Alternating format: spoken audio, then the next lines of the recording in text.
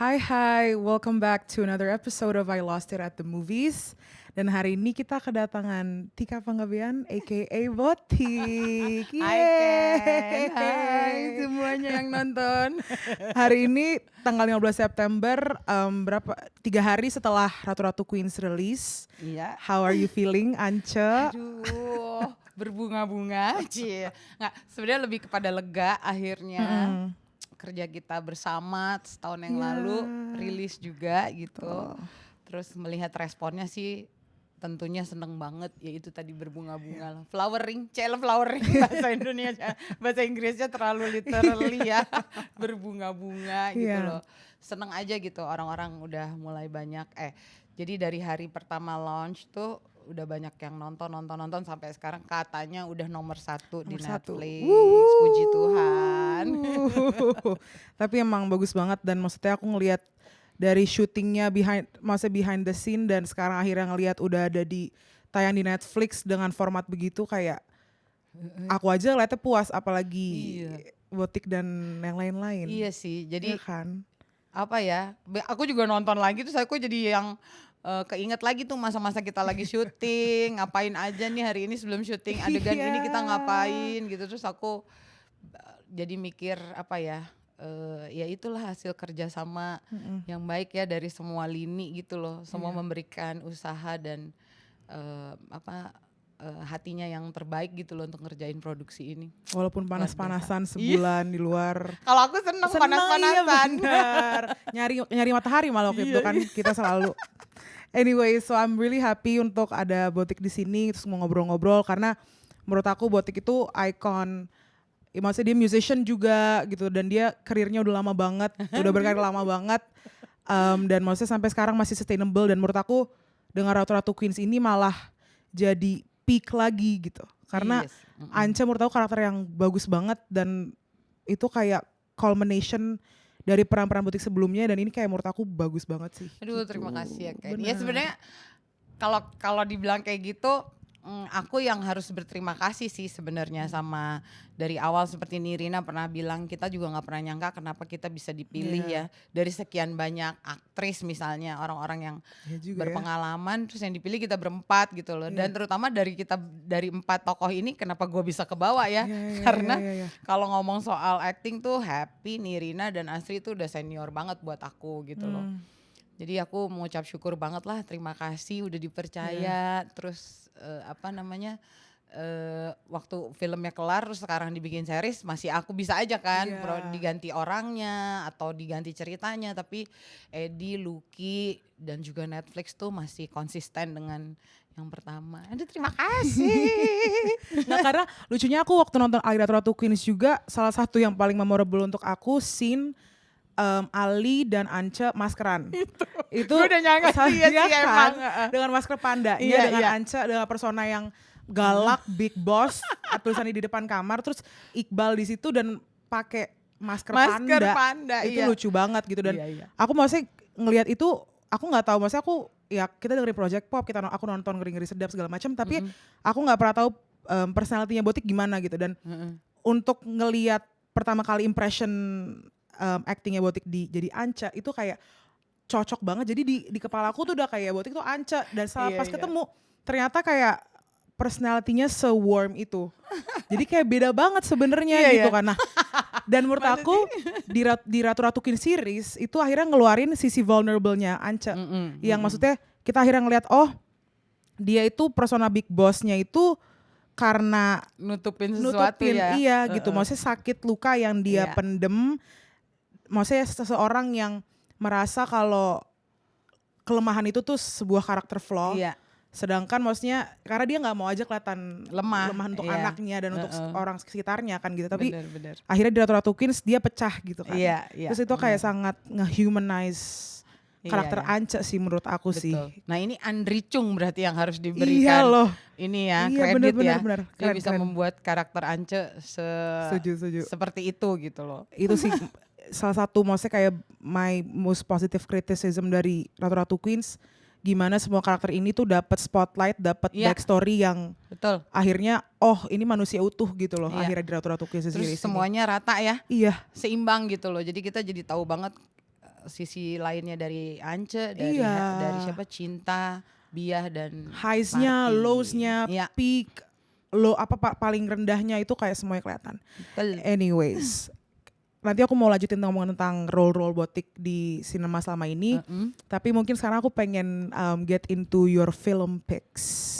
Gitu. Jadi Botik first picknya The Sound of Music. The Sound of Music, ya. 65.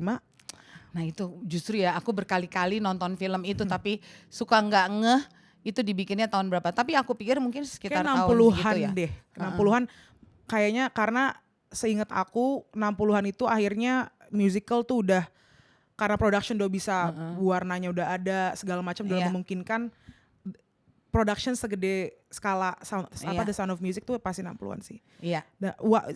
Tell me kenapa film itu, kapan nontonnya, sama siapa, umur berapa? Jadi seperti layaknya keluarga Batak pada umumnya kita kan seneng segala sesuatu yang sifatnya musik ya, seni gitu ya.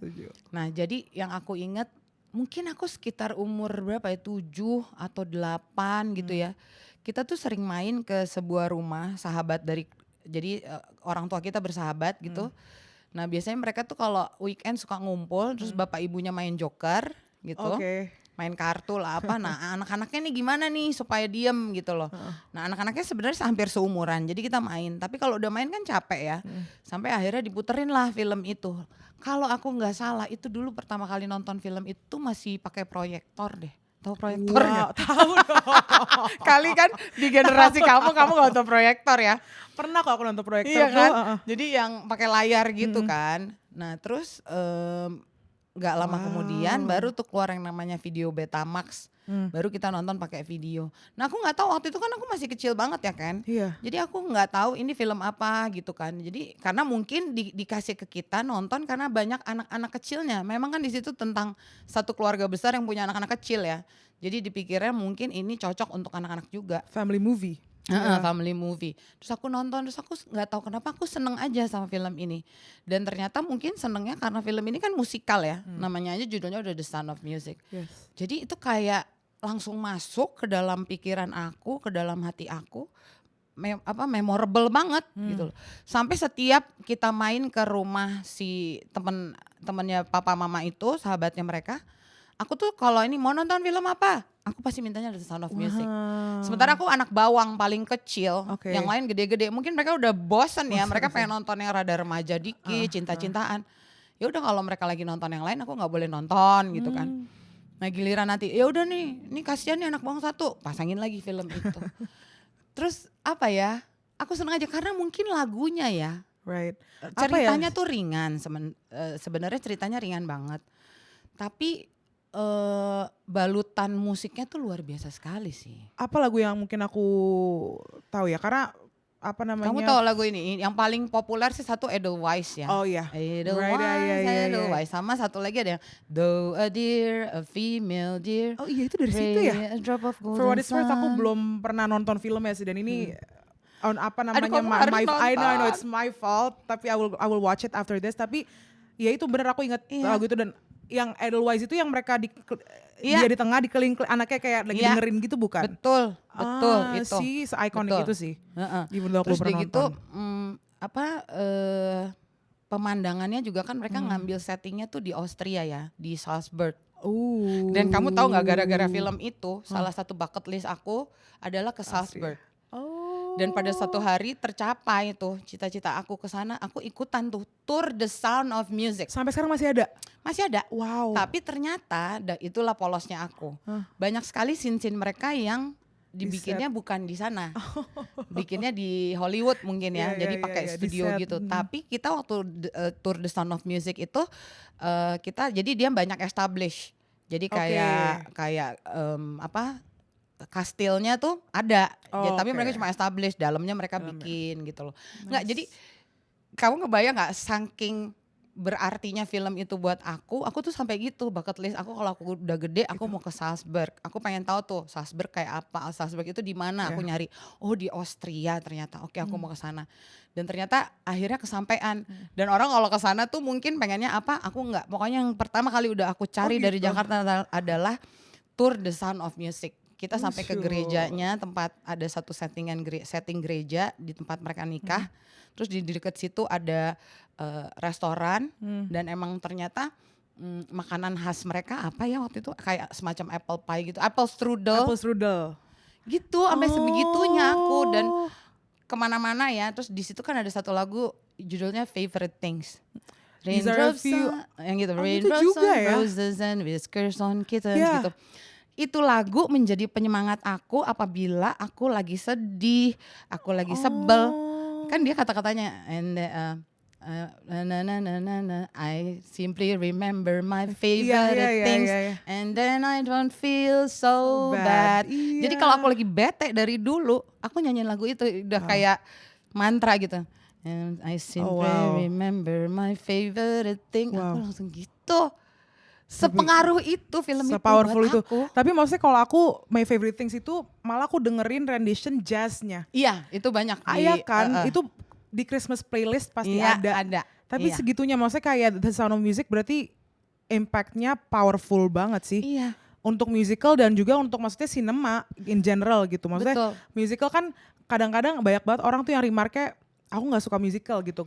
Gue bukan orang musical gitu kan. Tapi Sound of Music kayaknya memang seklasik itu sih. Gila ya. Dan gara-gara film itu juga aku tetap dari dulu punya cita-cita ingin main di teater musikal. Serius? Beneran. Jadi dan itu yang menyebabkan aku seneng banget tuh nonton Broadway, terus nonton musikal-musikal di Jakarta, sampai film-film musikal di Indonesia pun aku seneng banget. Gara-gara film itu emang impactnya besar banget. Dan menurut aku salah satu yang bikin impact itu adalah musik. Setuju sih, setuju. Maksudnya aku sebenarnya penggemar berat musical, jadi sebenarnya agak aneh aku belum nonton Sound of Music secara full sih sebenarnya. Tapi aku tuh dari dulu selalu salah satu film yang sampai sekarang juga tahan sama aku tuh judulnya The Umbrellas of Cherbourg. Nah aku malah belum nonton itu. Film-film kamu kan ini keren semua ya. Nah tapi itu sebenarnya itu tentang apa? Itu tentang. Tapi ada musikalnya gitu enggak? Jadi ini lebih yang menurut aku lebih unik lagi. Dia sepanjang film dialognya dinyanyiin pakai lagu, jadi lagu. Oh my god. Jadi satu film di-compose. Gitu. Itu gila banget. Tapi ceritanya tuh sebenarnya tentang heartbreak. Tentang awalnya romance, jadi akhirnya heartbreak. Pernah nonton La La Land kan? Iya. Suka cuma jujur aku tuh cinta banget sama The Sound of Music ya. Jadi kayak gak ada yang ngalahin gitu loh The Sound of Music buat aku. Tapi menurut aku La La Land bagus ya. Iya. Kayak berarti jelek, bagus. Musical mainstream yang menurut aku juga exceptional gitu loh, secara production, secara storytelling, secara musiknya menurut aku juga bagus banget. Anyways, jadi La La Land itu tuh terinspirasi dari si The Umbrellas of Cherbourg ini. Nah, Umbrellas of Cherbourg itu tahun 67-an kalau nggak salah. French film. Oh gitu. Sebenarnya gitu. Dan itu tuh jadi dulu tuh orang tuh sampai ngomongin endingnya La La Land.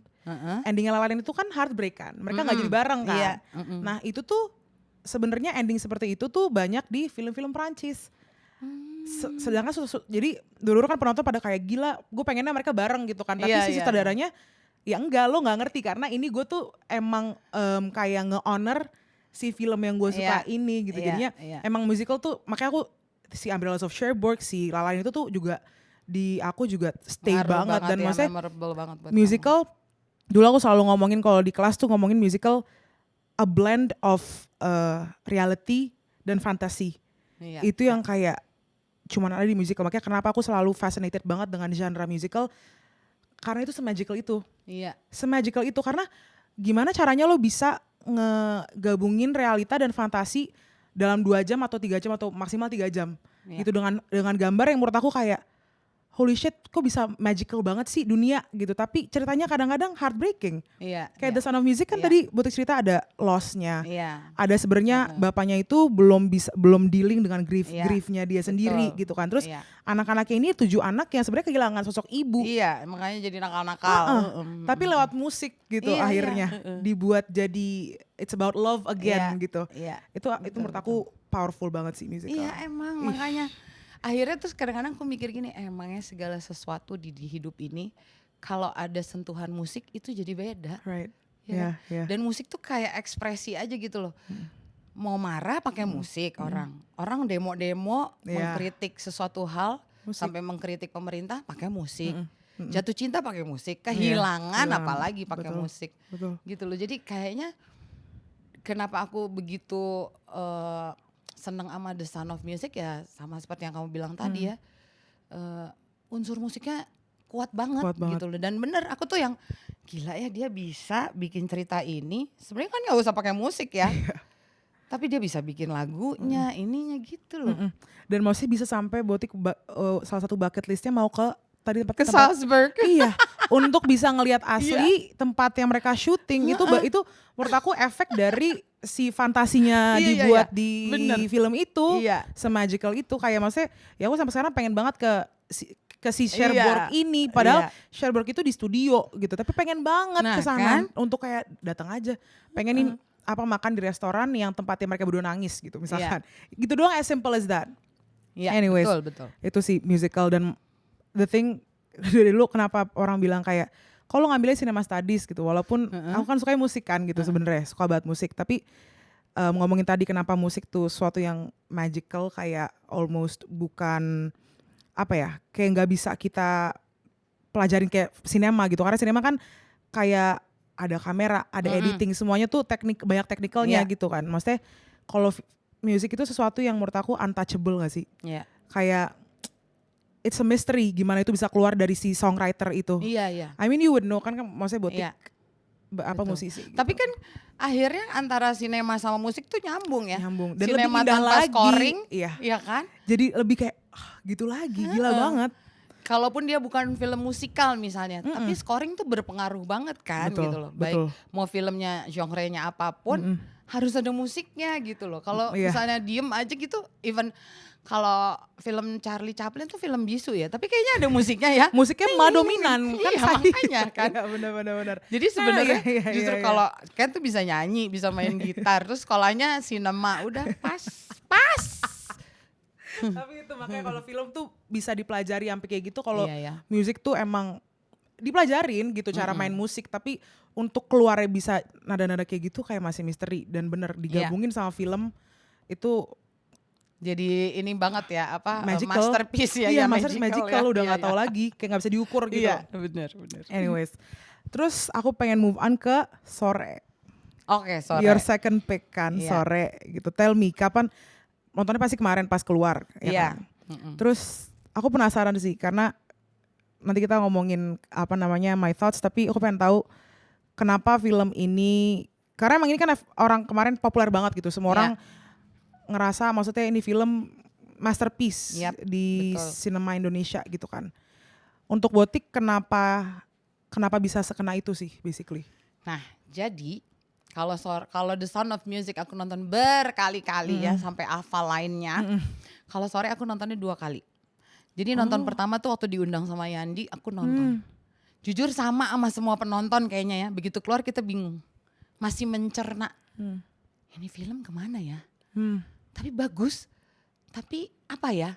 Nah udahannya anehnya karena aku nggak biasanya kalau aku film setengah-setengah ngertinya ya udahlah gitu ya. Nah justru film ini bikin aku penasaran. Kenapa ada part-part yang gue belum ngerti ya gitu loh. Akhirnya aku nonton lagi yang kedua kali. Dan sepanjang dari nonton pertama ke mau nonton kedua kali tuh entah kenapa film ini tuh kebawa terus. Jadi aku mau tidur gini. Tadi itu gini ya. Tadi itu gitu. Mungkin gak ya maksudnya ini. Mungkin gak ya maksudnya itu. Jadi tidak saja dipakai berdialog dengan orang yang sama-sama udah nonton, tapi berdialog dengan diri sendiri. Oh mungkin maksudnya ini gitu. Sampai akhirnya aku nonton. Nah ada orang-orang yang nonton pertama kali tuh nangis segala macam. Aku enggak, aku yang mengagumi sekali lah karyanya Yandi ini. Aku pikir ini kayak bukan nonton film Indonesia ya, kayak nonton film bule rasanya gitu. Nah pas nonton kedua kali aku nonton sama teman-teman aku. Satu-satu tuh yang tadinya aku mulai nggak ngerti. Aku mulai ngerti, tapi itu tetap dari POV aku ya, bisa jadi POV-nya orang lain beda lagi. Terus gitu, yang tadinya aku nggak nangis, ini juga nggak nangis, tapi aku bisa merasakan harunya di pas nonton kedua. Terus akhirnya aku ngerasa, oh ini tuh begini ya filmnya ya. Jadi aku ngerasa bahwa film ini tuh buat aku pesannya banyak banget gitu loh, Ken. Jadi dari awal dia buka aja, kamu tahu nggak hebat apa yang menarik tentang senja? Ya tentang langit, tentang senja. Dia menerima langit, apa lalala. Terus aku mulai tuh memikirkan ini mungkin bicara soal kita menerima apa adanya tentang hidup ini, apa adanya tentang orang lain gitu. Terus aku ngelihat si sorenya, dia tuh usahanya abis-abisan ya untuk si Jonathan supaya Jonathan tuh punya umur panjang. Tapi again di dalam film itu juga disebutin ya ada hal-hal yang tidak bisa kita hindari, salah satunya kematian gitu. Tapi paling enggak ada usaha dari dia. Tapi apa yang membuat dia berusaha? Karena dia punya cinta yang tulus ke si Jonathan. Dia tuh pengen bersama Jonathan lebih lama gitu kan. Jadi kayak satu-satu tuh oh ya pesan terus dia gitu. Semakin kita kuat merubah seseorang, mungkin orang juga jadi nggak bisa dirubah. Nah kemudian ada penjelasannya di akhir, rasanya tidak ada orang yang mau berubah karena takut, tapi karena dicintai. Jadi banyak gitu loh yang aku gini, dan di samping itu lagunya Bara Suara itu bagus itu bagus sekali. banget. Itu lagunya cuma, lagunya sebenarnya banyak ya, itu juga kan pengaruh musiknya tuh luar biasa sekali ya, ada lagunya siapa? Aditya Sofyan siapa sih, aduh maaf ya kalau salah.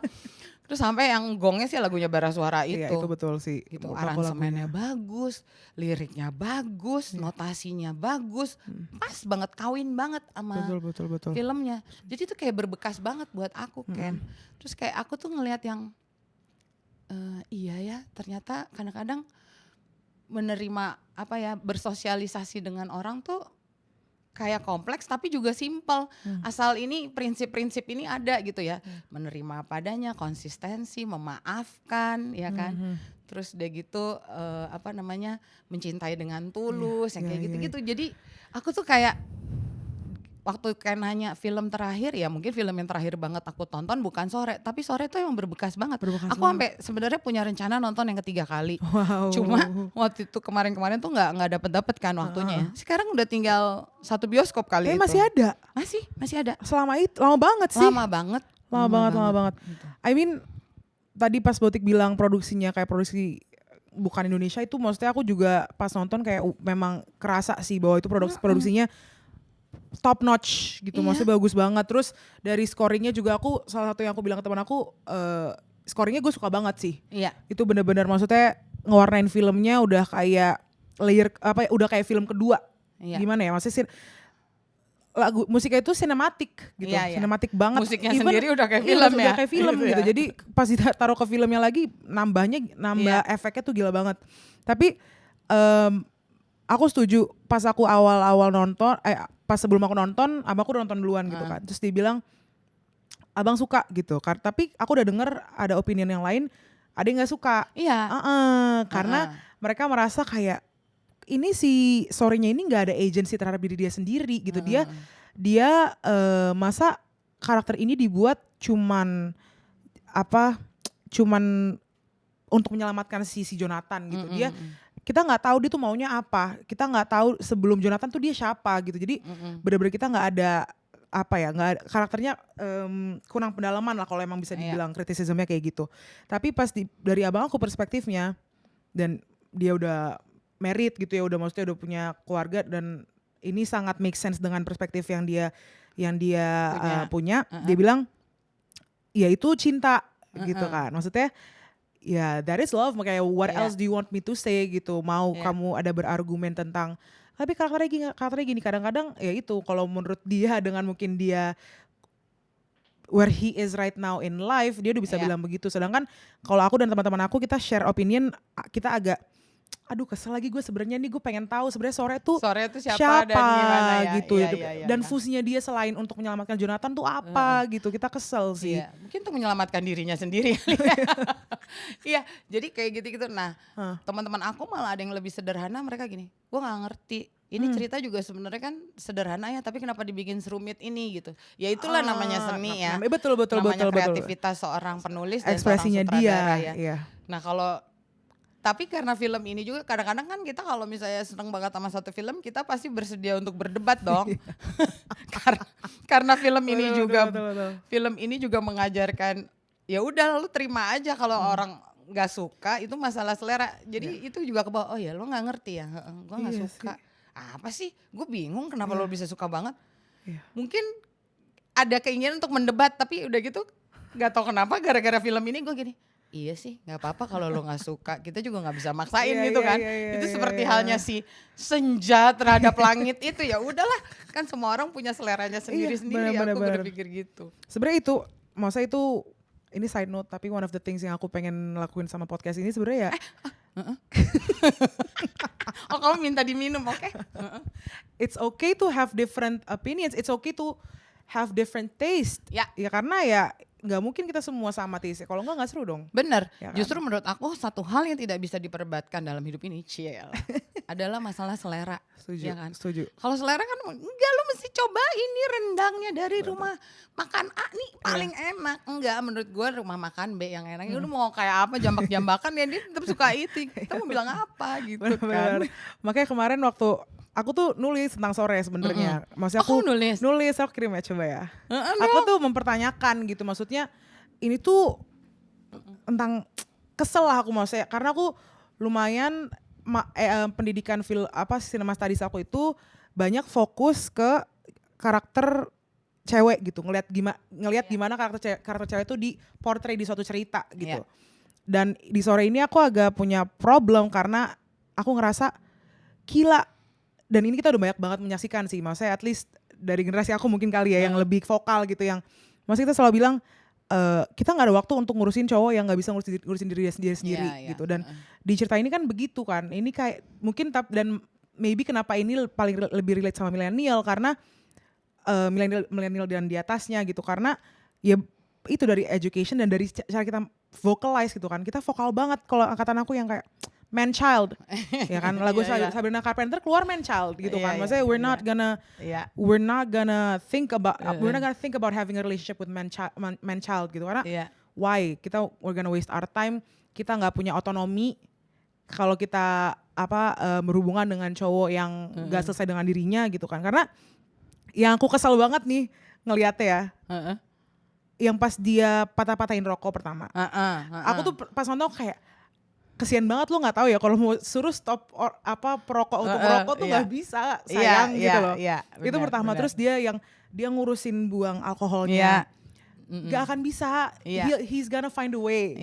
Terus yang terakhir yang aku wah gokil, pas dia lagi tiduran terus dia masangin sepatu untuk lari. Oh iya. Itu kayak ini lu maknya apa gimana gitu. Aku ngerti pasti untuk certain people ini nggak gini banget deh gitu kan. Iya.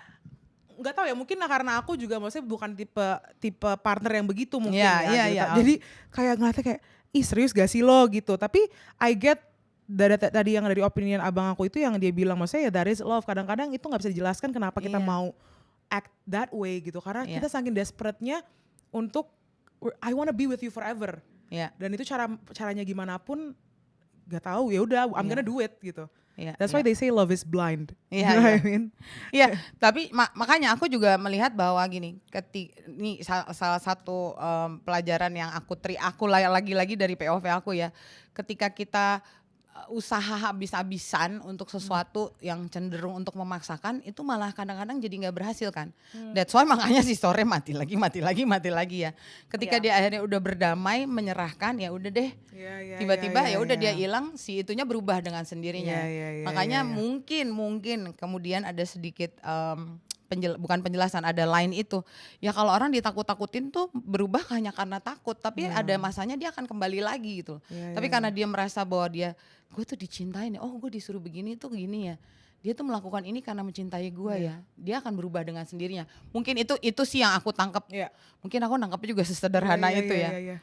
Dan mungkin di sisi lain ya, namanya film ada fiksinya juga ya gitu ya. Jadi mungkin tidak semua hal, ini menurut aku tidak semua hal akhirnya ya bisa diterima secara logika, apalagi dengan yang tadi Ken bilang gitu loh. Iya itu jadi, sih. Kayak gitu sih, cuma akhirnya aku ngelihat sore tuh memberikan banyak buat aku ya, lagi-lagi buat aku beberapa pesan yang selalu mengingatkan. Jangankan soal pasangan, soal teman, sahabat, kadang-kadang aku juga kayak memaksakan kehendak gitu. Ekspektasinya terlalu besar. Jadi aku akhirnya mempertanyakan, lu tuh sayang dia dengan tulus atau lu hanya ingin sayang, ya emang sayangnya sayang beneran, tapi lu ingin supaya dia dengerin kata-kata lo, mengikuti gitu loh. Harusnya kan biarin aja, dia juga punya kehendaknya sendiri gitu loh. Akhirnya kayak film sore itu tuh ngajarin aku, oh iya gitu. Jadi ini tadi apa namanya, Butik ngomong tentang maksudnya sore mencoba terus gitu kan untuk menyelamatkan si Jonathan gitu. Dan ini sebenarnya kan dalam dunianya sore ini ceritanya si Jonathan udah meninggal gitu kan. Iya. Nah terus dia masih gimana caranya si ghostnya sore ini itu bisa ngulang untuk jangan sampai dia meninggal dulu basically gitu kan. Dan ini maksudnya ini interesting karena one of the things yang kita connected about itu tentang kehilangan ayah, kehilangan papa gitu kan. You know, for context kita berdua orang Batak. Iya.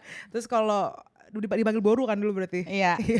Jadi itu agak big deal kalau dulu tuh, maksudnya kalau papa sama anak perempuan itu relationship-nya sangat special gitu kan. Jadi kita one of the things we bonded with awal-awal itu tentang itu gitu. Kita ngomongin apa sih efeknya anak perempuan, kita sebagai perempuan kehilangan ayah gitu kan. Iya.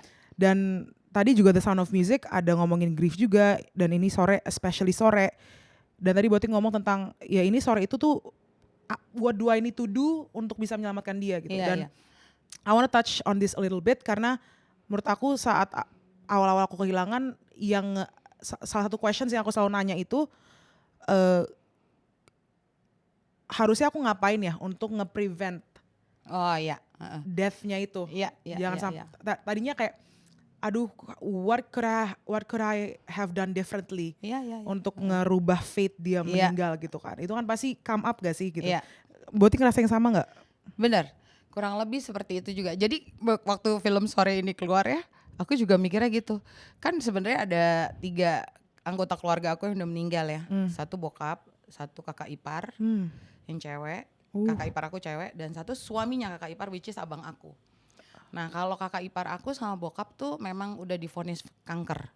Jadi kita masih punya waktu untuk bersama dengan mereka, untuk mengurus mereka. Nah sementara kalau abang aku dia boleh dibilang meninggalnya karena jantung. Nah tapi karena waktu film sore ini keluar, benar seperti yang Ken bilang, aku juga sempat mikir gini, kalau gue jadi sore atau film sore ini bisa kejadian di kehidupan beneran, mungkin gue akan minta tuh untuk kamu siapa? Aku Tika, anakmu dari masa depan gitu kan. Papi gak boleh gini, papi tuh punya gula, jadi papi harus gitu. Supaya papi masih punya waktu cukup banyak dengan kita gitu loh.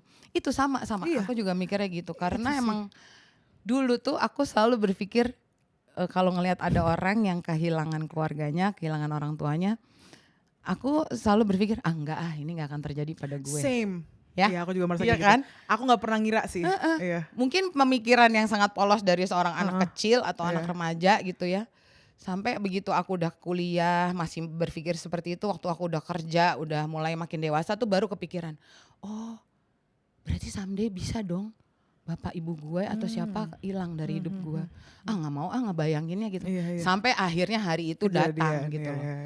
Jadi aku tuh yang ya seperti yang Ken juga rasain ya, gimana ya kehilangan ayah ya gitu. Udah gitu kan anak perempuan Boru di keluarga Batak itu pasti deketnya ke bapaknya kan gitu kan. Jadi apa-apa ngadunya ke bapak gitu. Kalau ibu marah pasti ngebelain bapak gitu kan. Jadi aku kayak yang aduh ini gue nih apa namanya ketua geng gue pergi nih gitu. Jadi gue mesti gimana ya gitu loh. Jadi ya pasti sih sedihnya luar biasa. Cuma mungkin aku jadi waktu bapak aku divonis kanker itu, dokter cuma bilang bapak kamu cuma punya waktu 7 bulan. Wow. Dia kena kanker pankreas kan. Terus dia gitu di tahun itu dia dan ibuku berusia pernikahan yang ke-50. Jadi aku waktu itu berdoanya adalah Tuhan kasih saya kesempatan untuk bisa mengurus papi. Dan kalau Tuhan boleh, Tuhan kasih lebih keajaiban.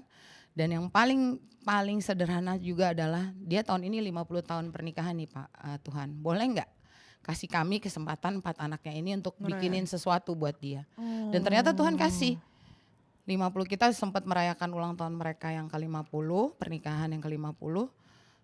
Dan Tuhan kasih bonus 1 bulan. Jadi kalau nggak salah bokap gue tuh di vonisnya bulan Februari, kalau 7 bulan kan berarti bulan September ya. Terus aku gini, aduh Tuhan, September tuh dia ulang tahun loh. Masa Tuhan panggil gitu ya. Nawar-nawar gitu. Akhirnya Tuhan kasih di pertengahan Oktober dia meninggal. Hanya lewat 1 bulan gitu. Wow. Tapi udah kayak ada deadline ya. Iya sih. Aku juga sebenarnya nggak ini sih, cuma maksudnya ya karena itu dokter ngomongnya begitu ya. Jadi kalau bicara soal kehilangannya hilang banget, cuma di satu sisi aku bersyukur aku masih punya waktu tuh bersama kakak-kakak dan abang-abang aku juga, terutama ibuku ya, merawat dia selama cukup intens di 7 bulan terakhir. Udah berapa lama tuh semenjak meninggal? Beliau meninggal 2014 ya. Udah 10 tahun ya, udah 11 tahun. Ini aku baru narik perspektif baru dari Sore. Kenapa itu maksudnya repetitif? Karena sama kayak berduka ya, maksudnya it never ends. Iya.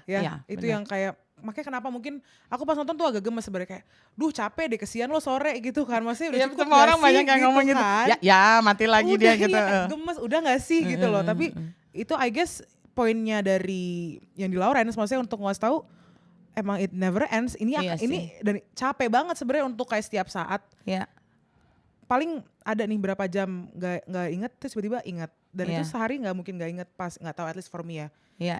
Ya kan pasti ada aja kayak dikit gitu pasti keinget, dan itu dan itu for the rest of your life.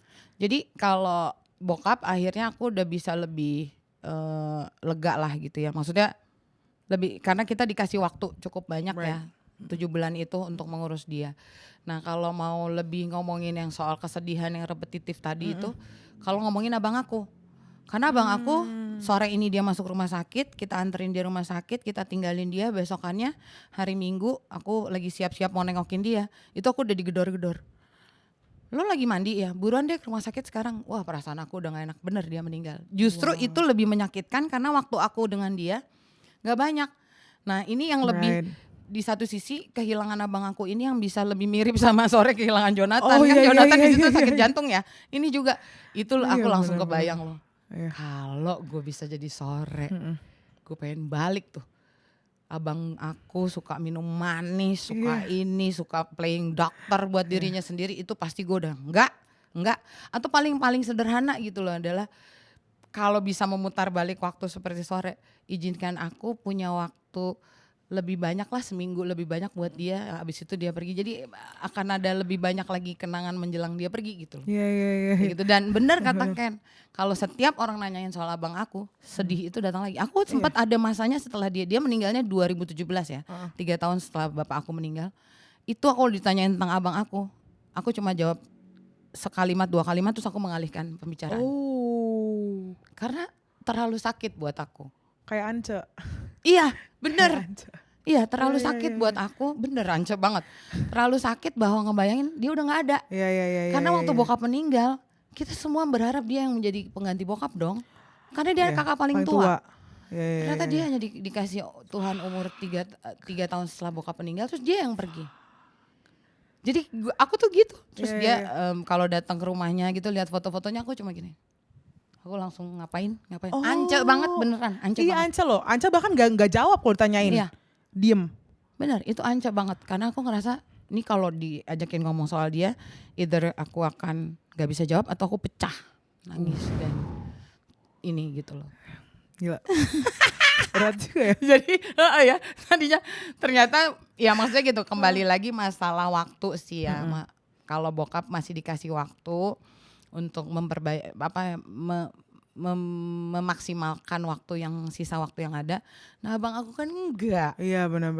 Terakhir ketemu cuma malamnya. Oke bang, aku balik ya, besok pagi gue jenguk lagi. Pas jenguk dianya udah nggak ada. Kayak apa tuh? Ancok banget nggak gue? Dari tadi masih ketawa mikir. Tadi Botik ngomong apa namanya? Aku Tika, anak dari masa depan. Iya, aku Tika, adekmu dari masa depan. Makanya kalau pas aku nonton Sore, aku cuma gini. Harusnya Sore itu gue untuk abang gue gitu. Iya. Beneran. Itulah, that's like maybe why Sore itu memang seberpengaruh itu kalau banyak penonton sih. Iya sih. Ternyata tapi itu. kalau ada yang enggak juga nggak apa-apa ya. Nggak apa-apa dong. Aduh. Nah, kita udah ngomongin grief Pemain dalam gila juga ya. Untung ini bagus nih gue tadi ngomongin bapak sama abang gue kagak nangis. Dua-duanya kan kayak bapak aku ya gitu ya. Yang satu bapak the real bapak, yang satu begitu bapaknya gak ada dia yang gantiin gitu kan. Gitu. Aduh, Kamu ingat papamu lagi? minum dulu. Enggak, abang please don't die. Tuh, iya kan? Iya benar. Jadi ini bapak aku adalah bapak kandung aku adalah bapak. Tapi bapak kedua itu adalah abang aku. Iya Dari loh. kecil dia yang ngebelain aku. Kalau aku dimusuhin teman-teman aku dibully dia. Jadi waktu bokap gue meninggal, gue ngerasa masih punya abang aku dong. Begitu dia meninggal dan dalam keadaan mendadak begitu. Apa coba? Ya jadi make sense gitu kalau aku jadi Sore. Wah, boleh nggak gue tuker nih? Sore itu gue aja gitu loh. Jadi kayak gitu loh. Kayak bisa if only bisa mengulang waktu ya. Gitu loh. Tadi kan ada katanya teman Botik yang ngomong Sore itu ceritanya kan sebenarnya simpel, tapi kenapa dibuatnya ribet gitu kan?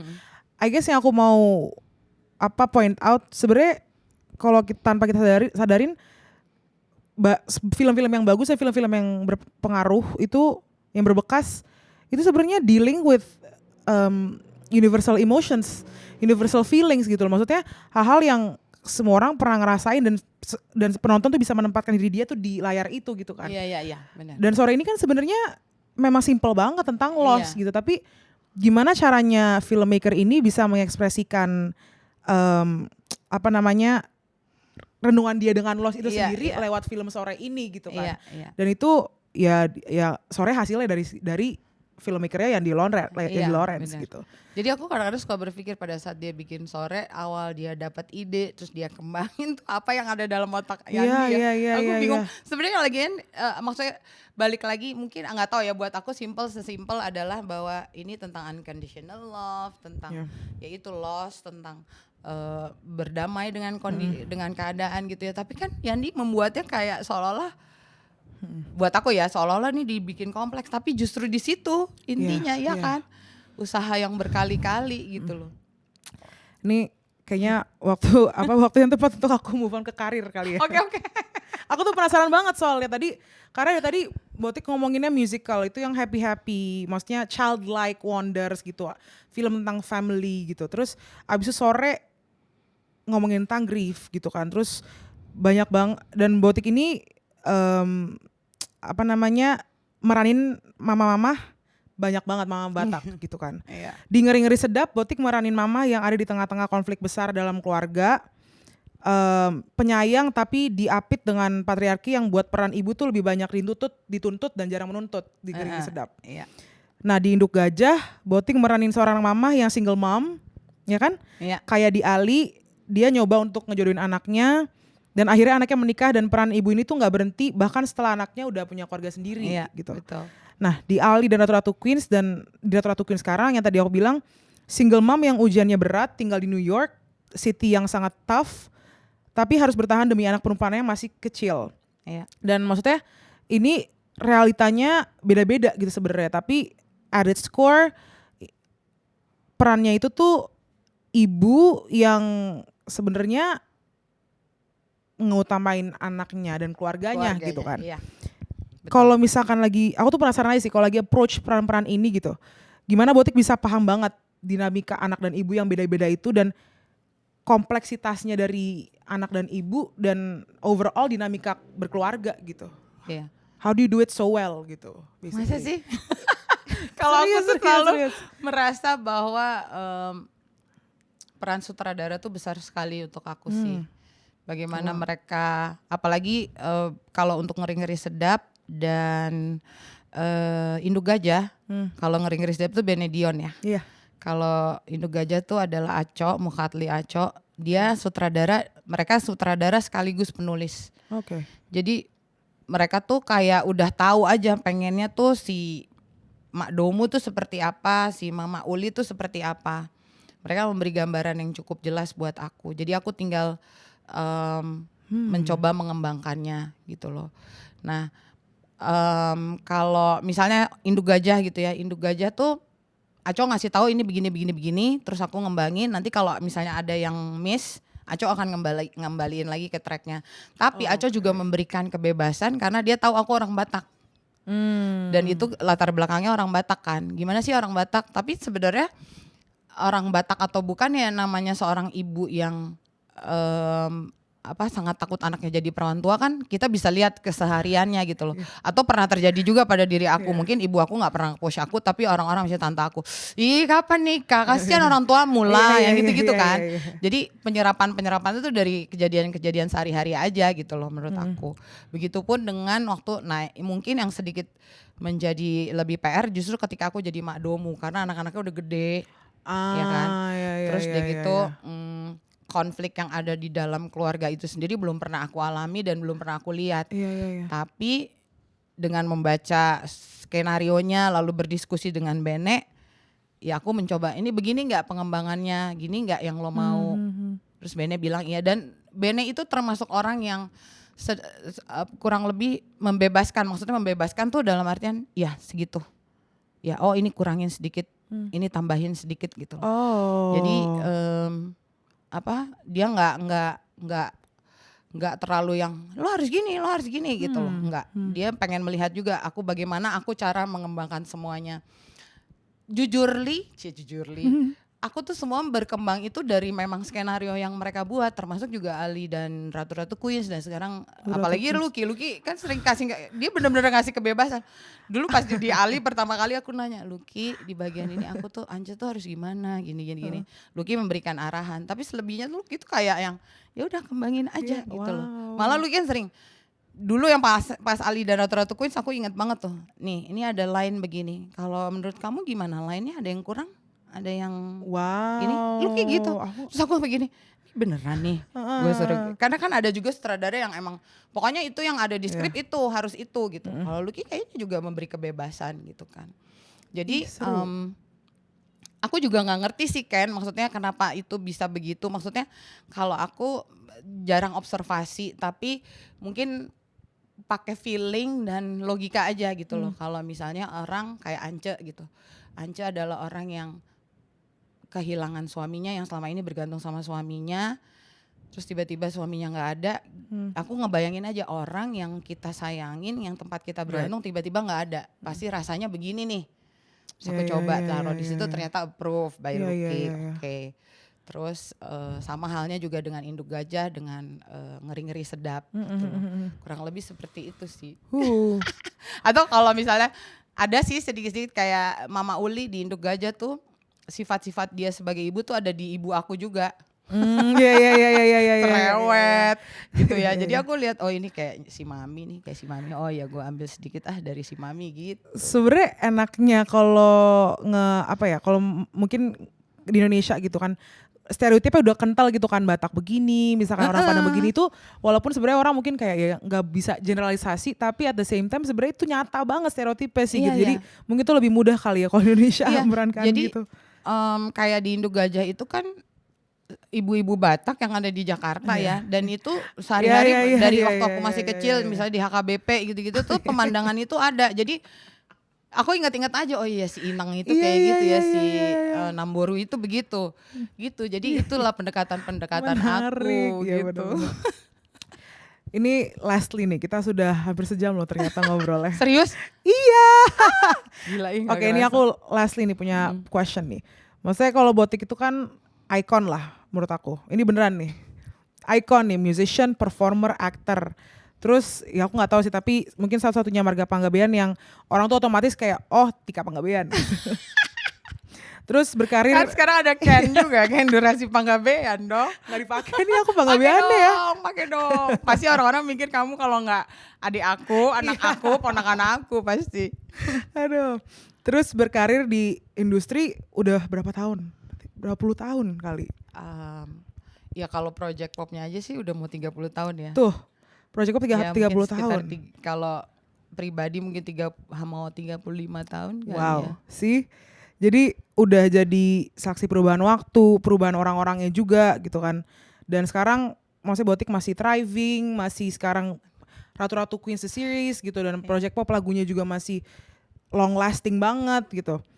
I mean memang Kak butuh dedikasi gitu kan, butuh komitmen, disiplin untuk benar-benar excel di industri ini kan. Tapi aku nggak mau discount bahwa personality itu tuh juga punya big part and attitude gitu kan. And maksudnya one thing yang kenapa aku pengen banget pakai Botik untuk ngobrol sama Botik itu karena personally aku percaya sebagus-bagusnya orang itu bisa berkarya di layar atau di lewat musik atau lewat apapun itu medium seninya, yang lebih penting itu tuh attitude di luar layarnya itu yang menurut aku lebih susah dicari dibanding genius di di medium artnya sendiri gitu kan. Nah, maksudnya aku penasaran aja sih, kan banyak bilang industri ini tuh mean, tough gitu kan. Dan banyak yang maksudnya kayak susah untuk nggak jadi pahit kalau udah lama berkarir gitu kan. Maksudnya the highs and the lows, the rejection, the lagi nggak ada job and then ada job. Itu kan maksudnya tumultuous gitu. Dan penasaran, mungkin singkat aja kali gimana, maksudnya formula apa sih kalau Botik bisa sustainable ini gitu karirnya dan masih punya maksudnya outlook life yang positif gitu. Oh gitu ya. Itu aku menarik banget, gak tahu. Iya. Itu observation aku ya. Iya. Terima kasih loh Ken sebelumnya.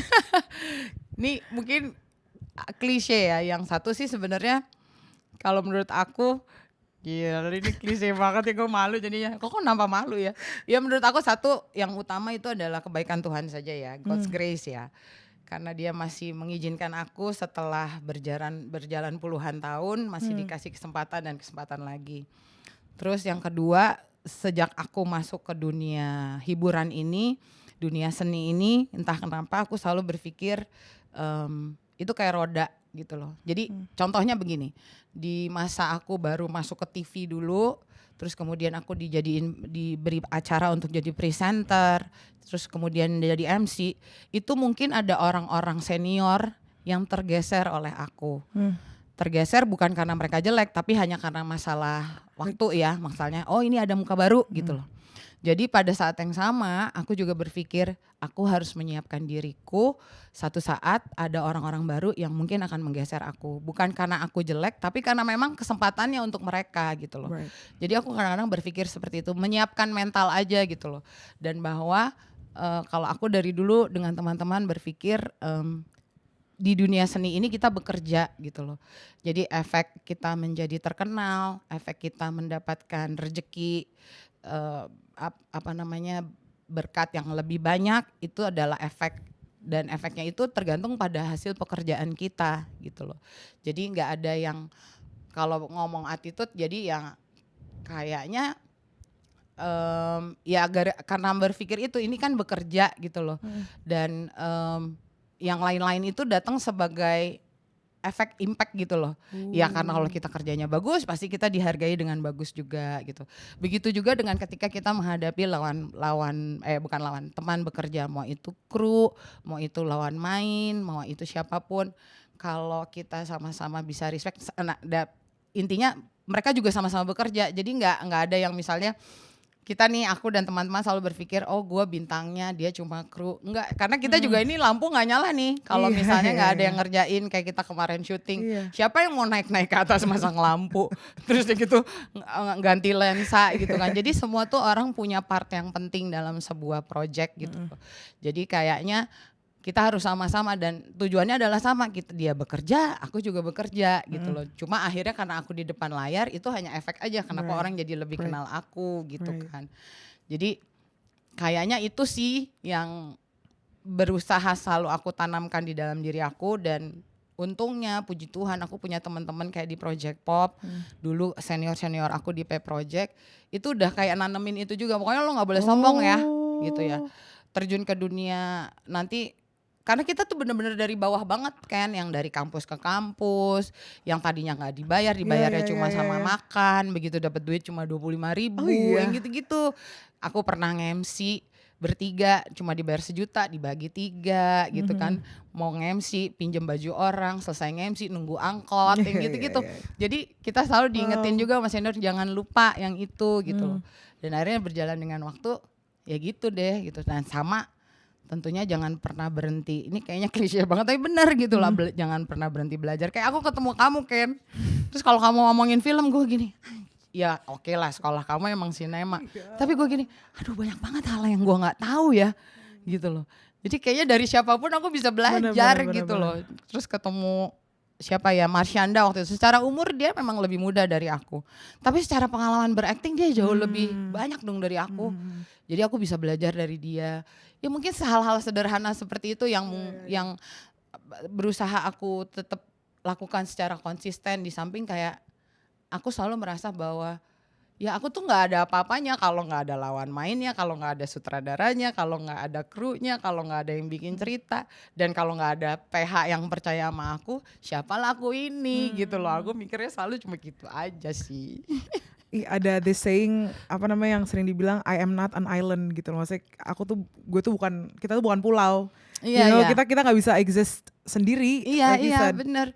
Jadi kalau sampai bisa bertahan berpuluh-puluh tahun misalnya, tidak saja cuma aku tapi Project Popnya, itu karena kita punya support system dan mereka menghargai kita, dan ya kita juga harus balik menghargai mereka lah. Kita nggak bisa apa-apa nih kalau nggak ada kru yang ngangkatin barang-barang, kalau mau manggung gitu tuh nggak bisa gitu loh maksud aku. Aduh sebenarnya pengen nanya satu lagi deh, sayang ini pertanyaannya soalnya menarik. Tapi semoga pertanyaan kamu semua terjawab ya sama aku juga gak pede nih. Tadi kan berarti ngomongnya klise, tapi klise itu klise gara-gara itu bener ya gak sih? Iya. Jadi gak apa-apa. Oke, terakhir nih, Anca karakter yang banyak banget jadi realita perempuan. Single mother, single fighter, selalu khawatir sama anaknya yang bisa dilihat jadi ke arah controlling gitu. Sebetulnya lemah tapi dia gak mau terima fakta itu. Dan tadi yang kayak aku bilang, dia ngeliat lemah itu sebagai karakter flaw, padahal sebenarnya itu adalah bagian dari pengalaman emosional manusia, jadi manusia gitu kan. Jadi hati kita tuh memang sebenarnya lemah, tapi situasi dan kondisi yang buat akhirnya ngelatih kita untuk quote unquote kuat gitu kan. Nah, dan itu tuh Anca menurut aku simbol yang sangat kuat untuk kondisi ini gitu. Nah, selama kemarin pelajarin karakter Anca, dari mulai filmnya Ali gitu, apa sih yang Botik pelajarin tentang diri sendiri gitu? Yang apa yang aku pelajari tentang diri sendiri ya, bukan tentang Ancanya? Bukan, melewati karakter Anca ini gitu. Apa ada nggak? Tentang jadi perempuan, tentang jadi. Iya. Jadi yang aku pelajari satu, dan makin aku mengerti bahwa menjadi ibu itu tidak gampang. Karena aku kan bukan ibu ya, aku belum menikah, aku nggak punya anak gitu loh. Jadi aku bisa belajar gini, gini ternyata jadi ibu, apalagi single mom gitu kan, harus terlihat kuat dan harus kreatif. Sebenarnya intinya tuh kreatif ya, bagaimana kreatif mengasuh anaknya, kreatif untuk menyimpan perasaannya, ya kan. Jadi itu sih yang aku pelajarin bahwa, dan itu menambah, ya aku menemukan bahwa banyak sekali jadi teman-teman aku yang emang udah ditinggal bapaknya dari kecil gitu ya. Jadi aku makin mengerti, ternyata ibunya tuh kuat. Salah satunya mungkin ibu aku ya. Ibu aku itu ditinggal bapaknya waktu dia masih, adik-adiknya masih kecil-kecil. Tapi opung aku itu gila sih strugglingnya. Sampai anaknya semua bisa jadi sarjana tuh gimana. Sementara suaminya cuma pendeta waktu itu. Wow. Gitu loh. Jadi kurang lebih aku bisa yang aku pelajari itu ya memang satu, tidak mudah menjadi ibu, dan ibu itu perannya hebat sekali ya gitu.